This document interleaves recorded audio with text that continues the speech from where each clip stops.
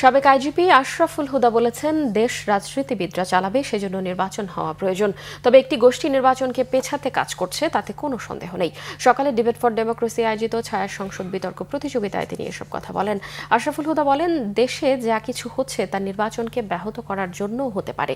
তবে পুলিশকে এখনই যদি বলা হয় ডিসেম্বরের মধ্যে নির্বাচন করার প্রস্তুতি নিতে হবে, তাহলে তারা সেটা পারবে বলেও মনে করেন তিনি।